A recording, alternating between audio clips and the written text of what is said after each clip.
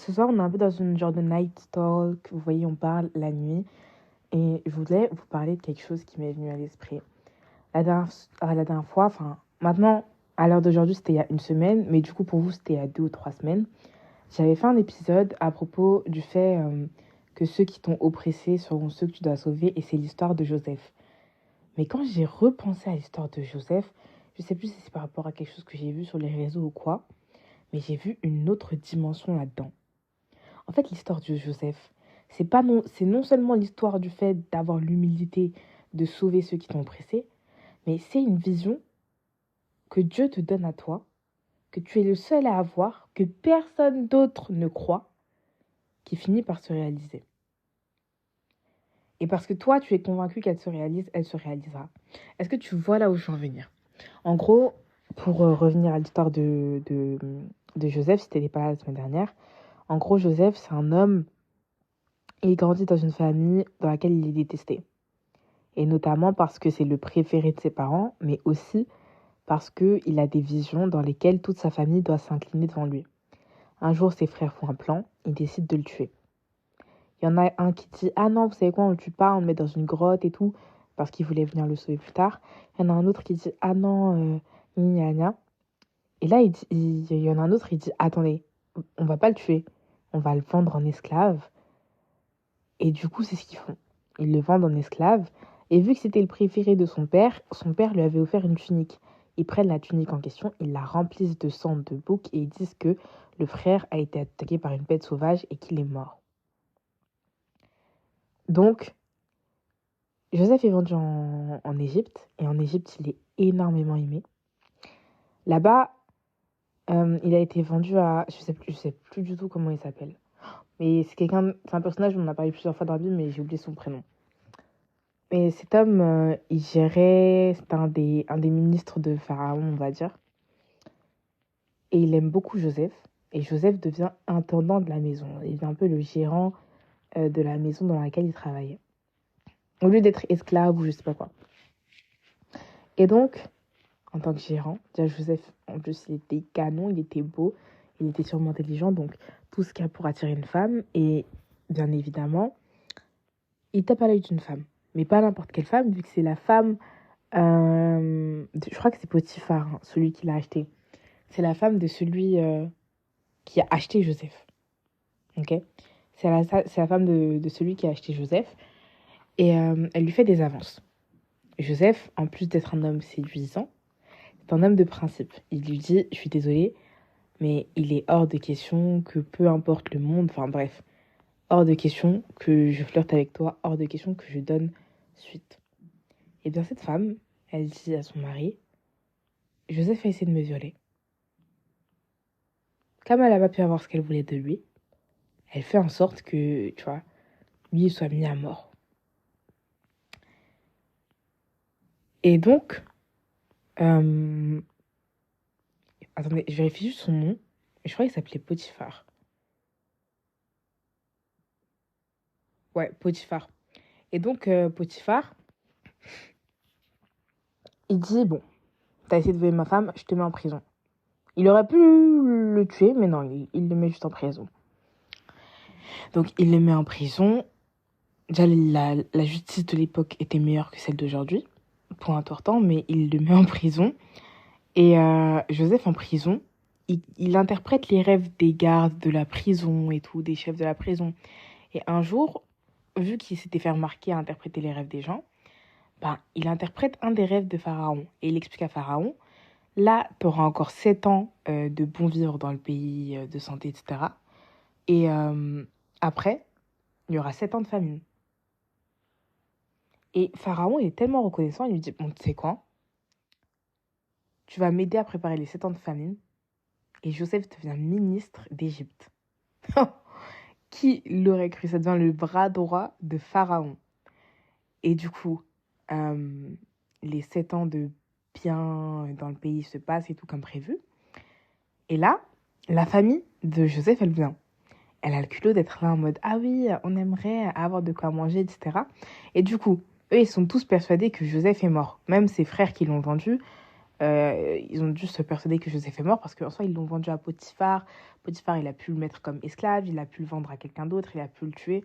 Bref, personne ne pense que Joseph peut même être à la tête du pays. Ce n'est pas cohérent. Et donc, ils ne reconnaissent pas Joseph.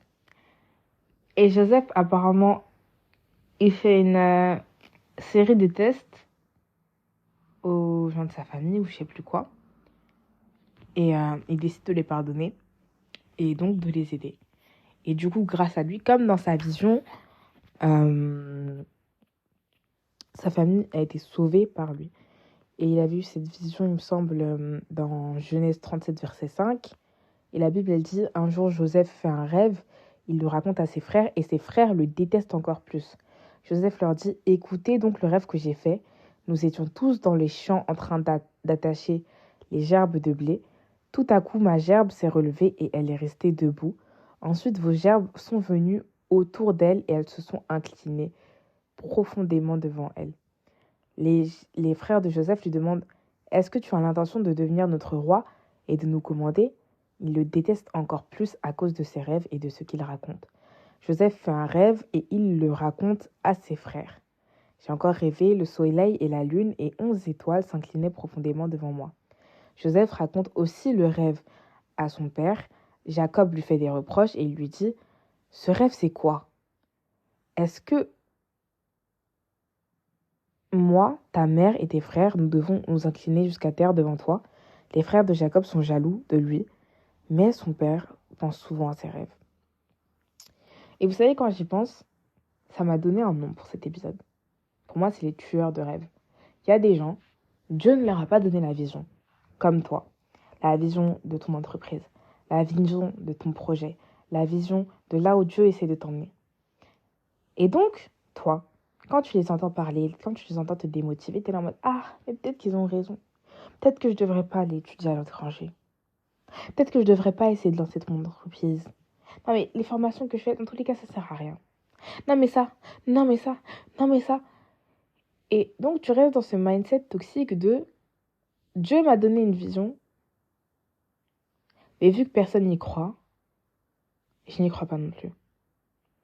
En fait, j'ai l'impression que dans ce mindset, tant qu'on est bloqué là-dedans, et moi aussi je l'ai été, avant de décider vraiment que ma vie m'appartient, mais une fois que tu es dans ce mindset, j'ai l'impression que ton Dieu, tu laisses plus ta vie entre les mains de Dieu, tu la laisses entre les mains du monde, entre les mains des gens, entre les mains de la honte, entre les mains de la peur d'être jugé, entre les mains de X et X et Y.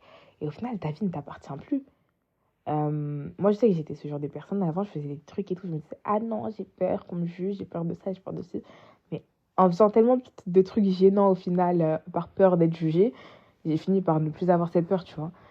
Et j'ai réalisé que je vis tellement mieux ma vie parce qu'aujourd'hui, je vis avec la peur de moi ne pas aimer les autres. Voilà.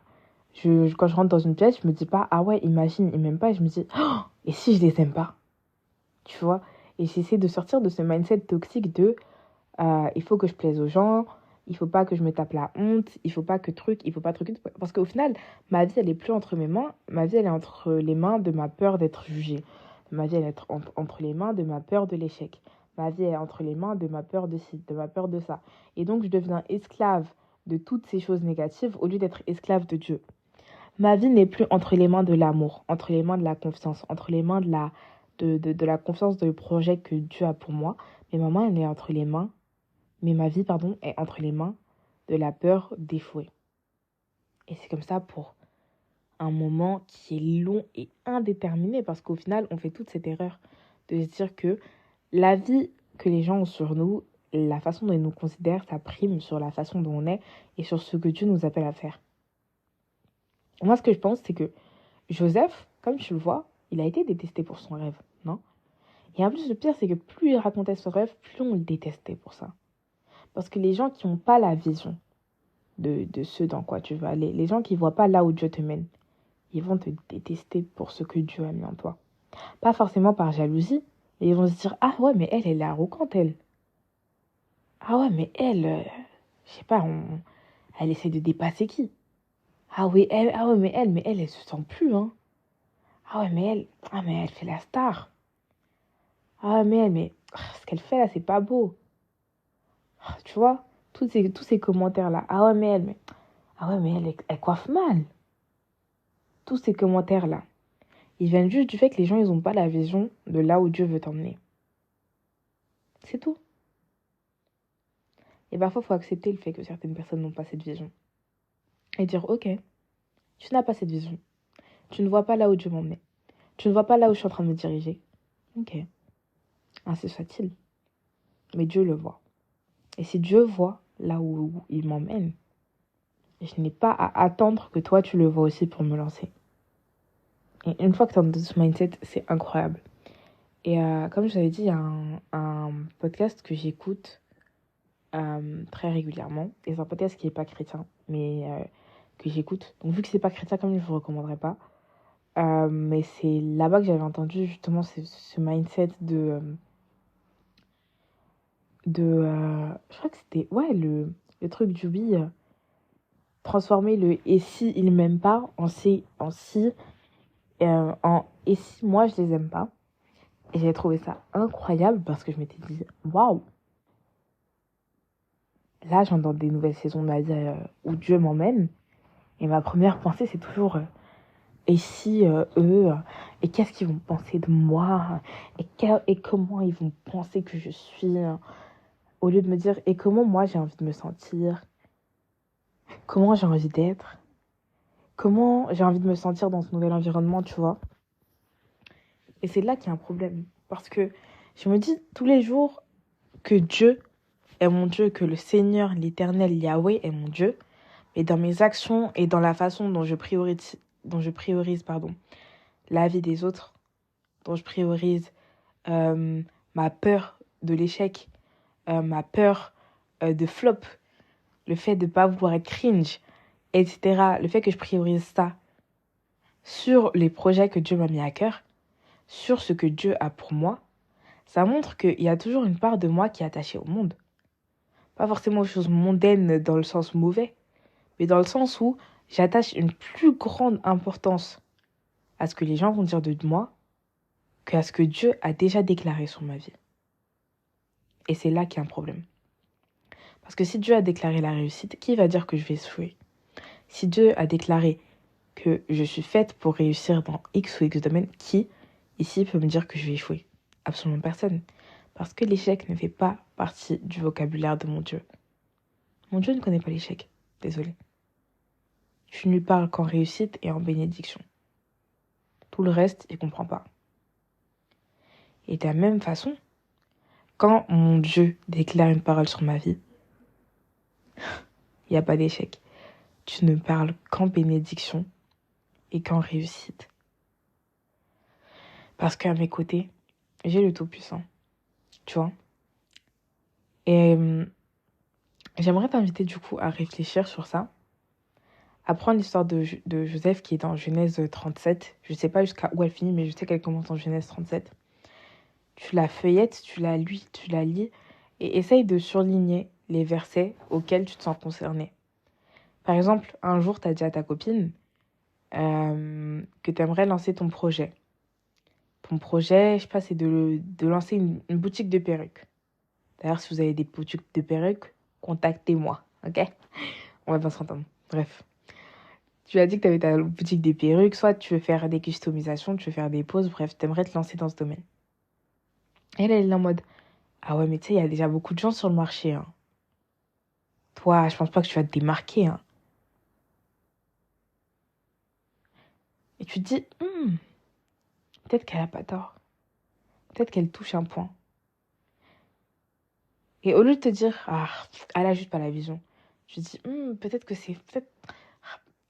C'est vrai qu'il y a des vendeuses de perruques, il y a beaucoup.